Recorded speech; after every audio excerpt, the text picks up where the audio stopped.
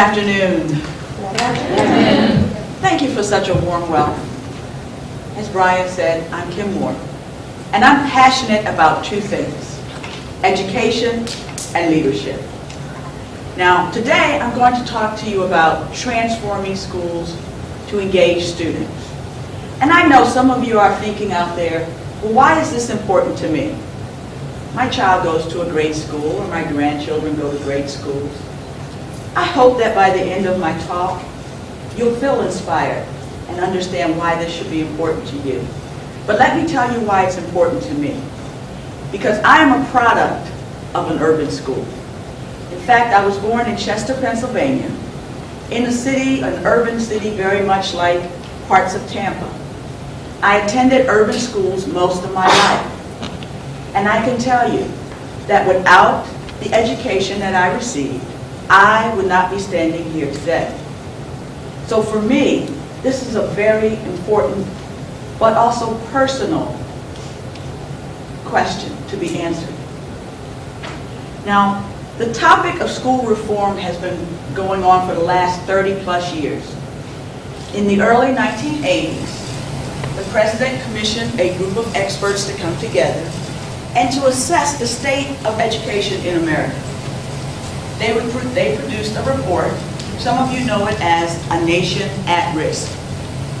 It serves as the foundation of all the reforms that we have done to the present time.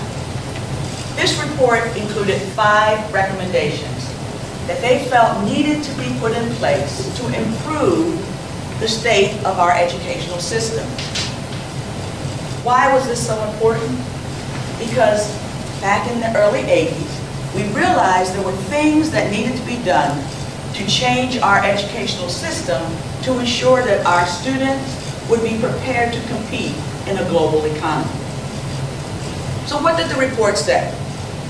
Well, first it said in the area of content that we needed to standardize graduation requirements and we needed to increase rigor in the classroom.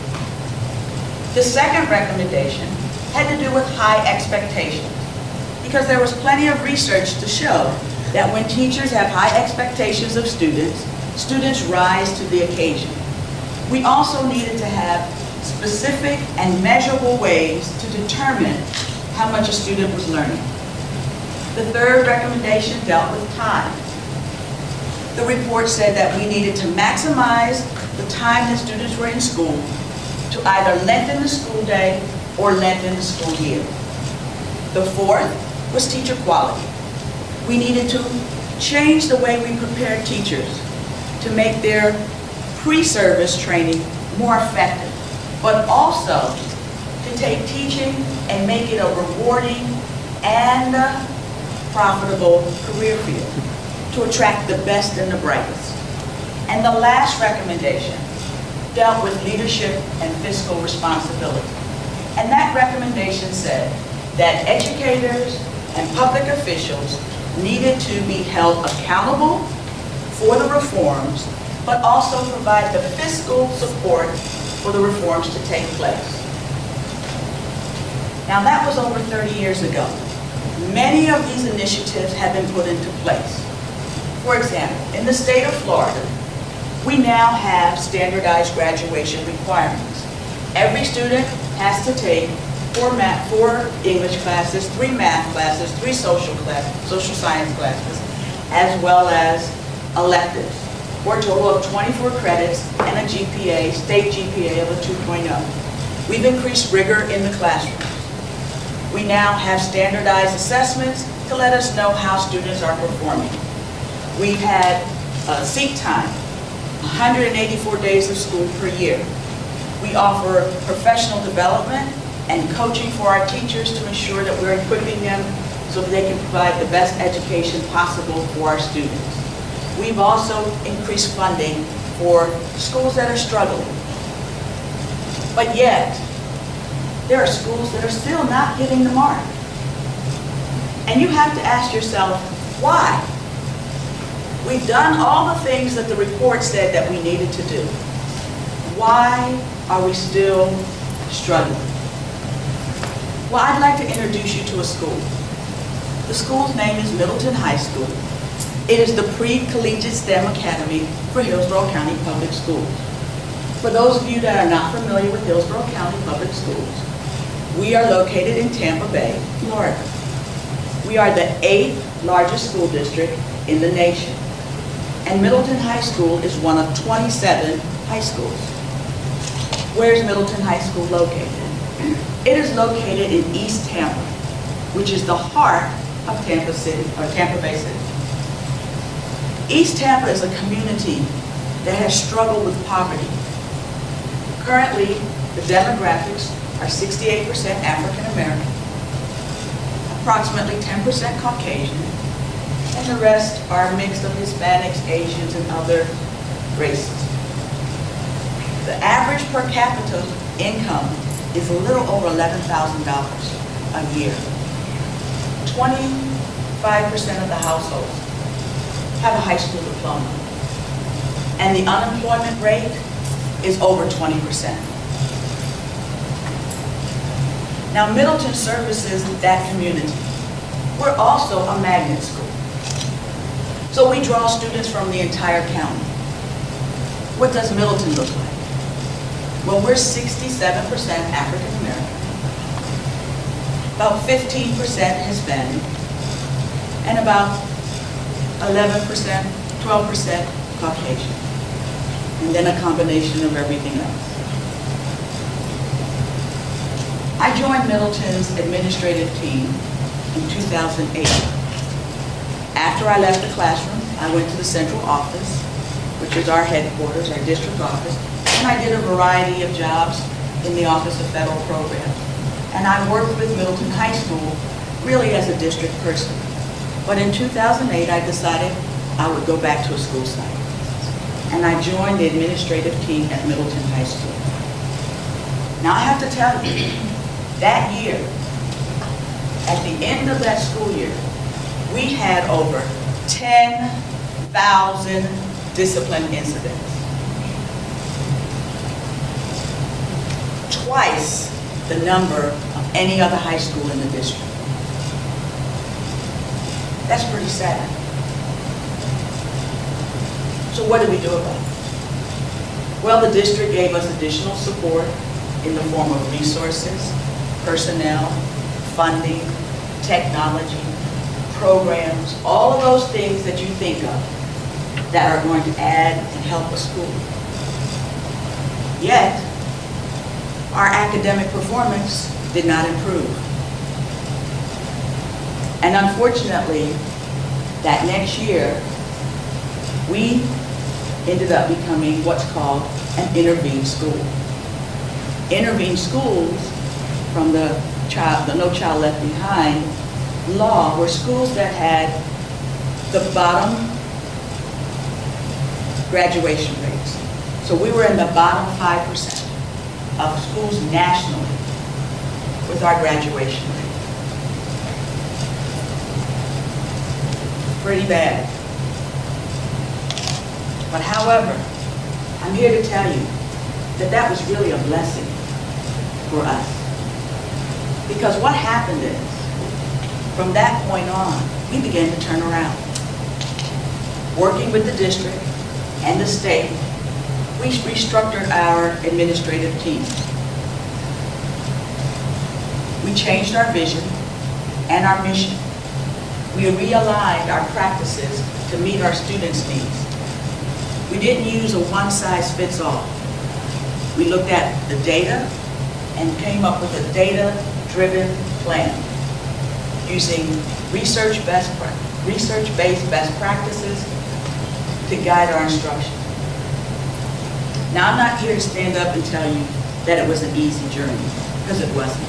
It was a lot of work, and it took a lot of time. And it required us to make some very, very tough decisions.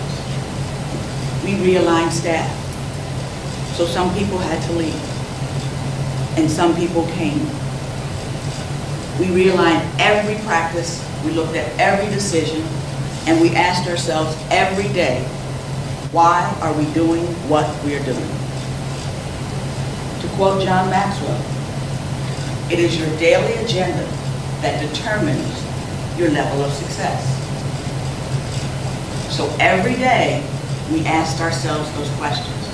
Did we do everything that we could do that day to change the life of a student that we have been entrusted with? And as we did that over time, things began to change. Discipline went down. We're now down in the bottom of the 27 high schools. Academics began to improve. The climate of the school changed. And now the culture of the school has changed. Where are we at today? Well, we are a United States Department of Education turnaround model school. We are a two-time Magnet School of Excellence. We have a first-class robotics program. In fact, the last 3 years, we have been number 1, 2, and 3 in the world, beating teams from China, Latin America, Europe, and across the United States. We have national winners from student organizations like Future Business Leaders of America and Skills USA. I have one young man on my campus who is rated number 1 in networking out of all of the high schools across this nation. So how did we get there? We had resources before that the district had given. Extra funding, personnel, everything that you could ask for. The report, A Nation at Risk, said if you do these things, education is going to get better. Well, the report missed one very important ingredient, the main ingredient, which is leadership. Because everything rises and falls on leadership. Everything. The leader of the school, the principal, sets the vision and has the ability to empower everyone on that campus to be a leader. Without leadership, we perish.